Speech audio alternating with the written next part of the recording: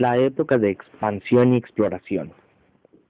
Canadá es en el siglo XX el segundo estado más extenso del mundo. Incluye una asombrosa variedad de climas, terrenos y rasgos físicos. Sin embargo, y a pesar de su inmensidad y la riqueza de sus recursos naturales, estas cifras resultan engañosas, ya que gran parte del Canadá actual se encuentran en realidades habitadas y aún en un estado prácticamente virgen.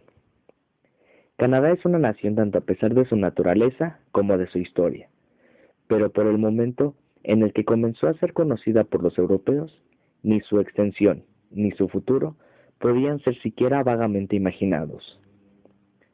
Los primeros canadienses obviamente no eran europeos, sino indios, o como se les llama ahora, pueblos nativos. Estos habitantes de la Edad de Piedra estaban en América del Norte desde antes de la aparición de la historia escrita. Su lugar de procedencia ha sido una fuente de especulaciones interminables. Algunos les han considerado como las tribus perdidas del Israel. Otros han afirmado que eran egipcios que habían llegado en barcos hechos de papiro. Los estudiosos de más prestigio optan por apoyar la idea de una emigración transiberiana, realizada cuando existía aún un puente de tierra en el estrecho de Bering. Desde lo que hoy es Alaska, se dispersarían hacia el sur y el este. Los últimos en llegar serían los esquimales o inuit, que se quedaron en el lejano norte y consiguieron organizar una vida armónica en medio de las duras realidades de su entorno. En el siglo XVI, los indios no eran más que unas tribus pequeñas que salpicaban la parte norte del continente, tal vez 250,000 de personas en total. Ha habido constantes discusiones acerca de los primeros descubridores de América del Norte, así como sobre lo que realmente fue descubierto. Los arqueólogos han argumentado incansablemente en favor de los irlandeses, los vikingos, los bretones y los vascos. Hoy se ha conseguido una respuesta definitiva. En el norte de Terranova, los investigadores han desenterrado los restos de una pequeña colonia vikinga que existió alrededor del año 1000 y que quizá perdurase unos 12 años. Ahora se sabe con certeza que llegaron a Terranova y que probablemente hicieron 3 intentos de establecerse allí. Sin embargo, y bajo las amenazas de los indios, provocaron su abandono. Los vikingos desaparecieron, primero de Terranova y luego de Groenlandia, dejando detrás solo leyendas y múltiples especulaciones. Después de esto, y durante otros 500 años, los indios seguirían conservando su vida como siempre. Más tarde, al otro lado del Atlántico, en Europa, el horizonte se ampliaba. Los estados cristianos de Occidente por fin tomaron la ofensiva después de haber sobrevivido y asimilado las sucesivas oleadas de invasiones de musulmanes, vikingos, maglares y esclavos.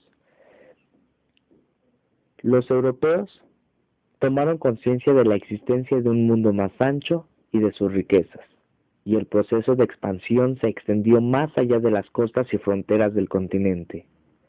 En el siglo XV, los portugueses empezaron a recorrer la costa africana, mientras que la Liga Hanseática incorporaba el Báltico y Escandinavia a la órbita de Europa. Todo esto daría sus frutos a fines del siglo. En 1492, como producto de la búsqueda de una nueva ruta hacia las riquezas del este, Colón descubrió el Nuevo Mundo. 5 años más tarde, mientras los portugueses echaban sus anclas en las costas de la India, los ingleses llegaron a lo que sería Canadá. De hecho, Colón había intentado conseguir el apoyo de Enrique VII de Inglaterra, pero este era un soberano astuto y avaro, que solamente arriesgaba dinero en una apuesta segura. Los trabajos de descubrimiento de los ingleses los hicieron los particulares, comerciantes de Bristol, la ciudad portuaria del oeste del país. Sus primeros viajes son, como todo lo que se podía esperar en aquel tiempo, oscuros. Se unieron más tarde a un italiano que se llamaba Giovanni Caboto, quien por fin logró convencer a Enrique VII para que le concediera una carta de exploración en una ruta occidental hacia las Islas de las Especies. En mayo de 1497, Giovanni Caboto partió de Bristol en un barco pequeño, llamado Matthew, tripulado por marineros locales. Volvió en agosto, después de haber llegado a lo que él mismo llamó Newfoundland.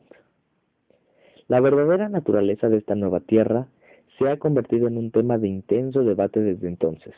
Pudiera haber sido la parte norte de Terranova o el Cabo Cod, o cualquier punto situado entre los dos. Sea como fuera, Cabot hizo por la parte septentrional del continente lo que Colón había hecho por el área del Caribe. La introdujo al conocimiento de Europa. El rey de Inglaterra le recompensó con la cantidad de 10,000 libras.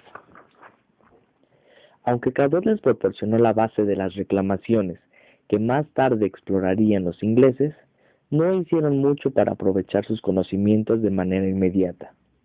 Mientras España forjaba un imperio en América Central, Inglaterra, en cambio, se veía involucrada en el movimiento protestante y en complicados conflictos dinásticos.